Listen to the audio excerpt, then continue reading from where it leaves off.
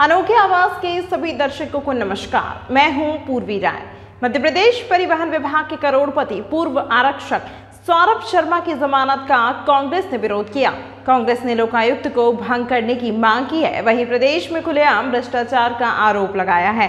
साथ ही कहा कि दिल्ली के डिप्टी सीएम को 6 महीने जमानत नहीं मिलती, लेकिन एक पूर्व कांस्टेबल जो भ्रष्टाचार में रंगे हाथों पकड़ा गया, उसे जमानत मिल गई। गौरतलब है कि 55 किलो सोना और 10 करोड़ कैश कांड में सौरभ शर्मा, उसके साथी शरद जायसवाल और चेतन गौर को लोकायुक्त ने हिरासत में लिया था। पूछताछ के बाद उन्हें कोर्ट में पेश किया गया, जहां लोकायुक्त को आरोपियों की रिमांड दी गई थी। लोकायुक्त 60 दिन में चालान पेश नहीं कर सकी, जिसकी वजह से उन्हें जमानत मिल गई है। हालांकि आरोपियों को जमानत केवल लोकायुक्त में दर्ज मामलों में दी गई है। ईडी और आईटी में दर्ज मामलों में तीनों आरोपी फिलहाल जेल में ही रहेंगे। और जनता, पॉलिटिकल पार्टी के लोग सब मूक दर्शक बने हुए, चुपचाप एक अवसरवादी मौन साधकर तमाम इस निर्लज्जता को, इस तांडव को केवल देख रहे हैं। उनकी कोई प्रतिक्रिया नहीं आ रही। आज सौरभ शर्मा पर इसलिए चर्चा नहीं हो रही है क्योंकि वक्फ संशोधन बिल आ रहा है। कभी वक्फ संशोधन बिल आ जाएगा, कभी मथुरा के मंदिर का विषय आ जाएगा, कभी भोजपुर के मंदिर का विषय आ जाएगा, कभी धारपुर की भोजशाला का विषय आ जाएगा और कभी अयोध्या के राम मंदिर का विषय आ जाएगा। कभी गाय का विषय आ जाएगा, कभी गंगा का विषय आ जाएगा। लेकिन गरीबी, अज्ञान, अशिक्षा जैसे गंभीर सवालों का विषय नहीं आएगा। बेरोजगारी, महंगाई और जीवन को स्पर्श करते हुए सवालों का विषय नहीं आएगा। कितनी चतुराई है कि निरंतर देश की जनता की आंखों में धूल झोंकते रहो। अपने हाथों से जनता की आंखों में ऐसा अंजन लगा दो कि जनता भी उनकी आंखों से इस देश को देखने लगे। ऐसा डर का माहौल, अभिव्यक्ति की ऐसी अवसरवादी चुप्पी का माहौल मैंने भारतवर्ष में इतने वर्षों में कभी नहीं देखा। मैं मध्य प्रदेश की सरकार से यह पूछना चाहता हूं कि सौरभ शर्मा के मामले में 60 दिन तक चालान पेश नहीं होने का क्या कारण है? किन कठिनाइयों के कारण आपने चालान पेश नहीं किया और ऐसी क्या मजबूरी थी कि 60 दिन तक आपने चालान पेश नहीं किया और इतने बड़े आर्थिक अपराधी की जमानत हो गई? मैं पूछना चाहता हूं कि सौरभ शर्मा की जांच जब आधी हो गई, तब जयदीप प्रसाद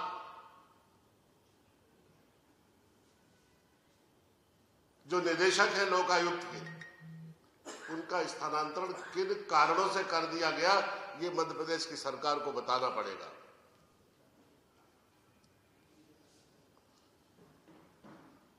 भ्रष्टाचार के मामले में मध्य प्रदेश में 576 मामलों में अभियोजन की अनुमति न देकर सरकार भ्रष्टाचारियों को क्यों बचाना चाहती है, ये इस प्रदेश की जनता जानना चाहती है। लोकायुक्त की बार बार नाकामी के उपरांत हम ऐसी संस्था को जो पहरेदार न होकर हिस्सेदार हो गई है, हम क्यों ढोना चाहते हैं, हम क्यों आगे चलाना चाहते हैं? मैं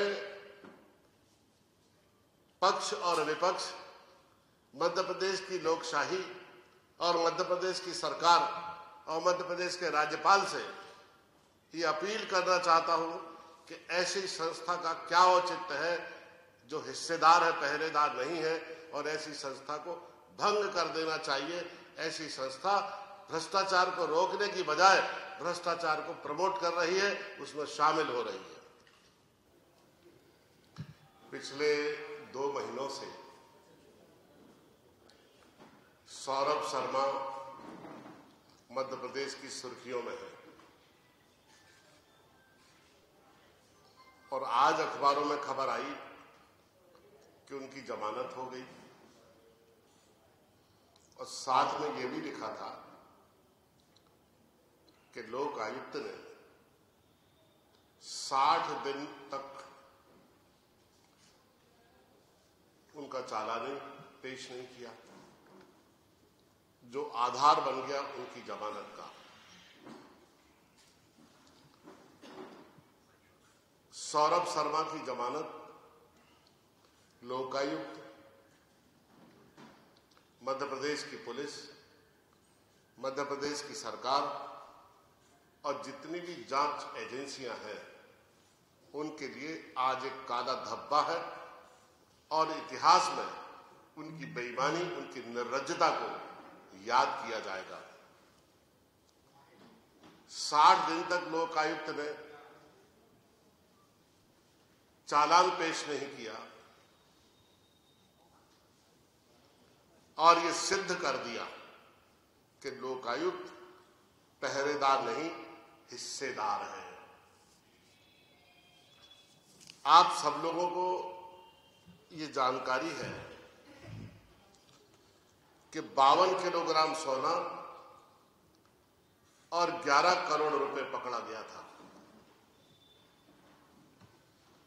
11 करोड़ रुपए और 52 किलो सोना सड़कों पर पड़ा मिल रहा है और 22 साल से मध्य प्रदेश में कामकाज कर रही ये सरकार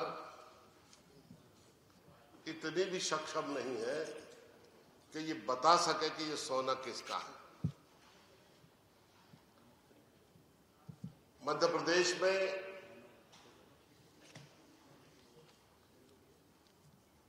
जो कार्यप्रणाली है लोकायुक्त की,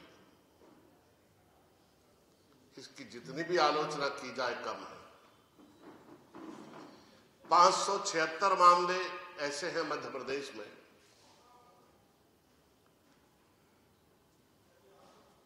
आर्थिक अपराधों के,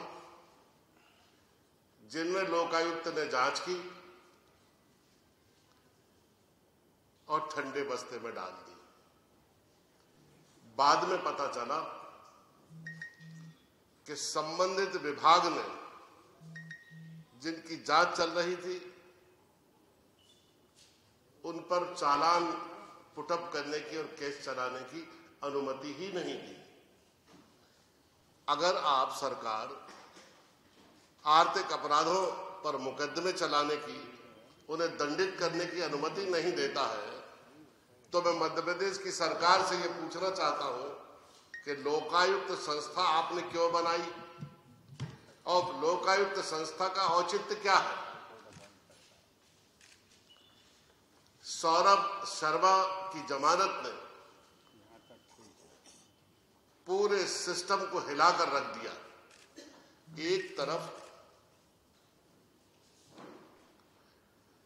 पूरे भारतवर्ष में जो विपक्षी पार्टियों के बड़े बड़े नेता हैं, इंक्लूडिंग चीफ मिनिस्टर, उनकी जमानतों के लाले पड़ जाते। दिल्ली के एक मुख्यमंत्री की 2 साल तक जमानत नहीं होती, एक मंत्री की, दिल्ली के उप मुख्यमंत्री की 6 महीने तक जमानत नहीं होती और सौरभ शर्मा एक सिपाही की 60 दिन में जमानत हो जाती है, जो रंगे हाथों पकड़ा गया है उसकी।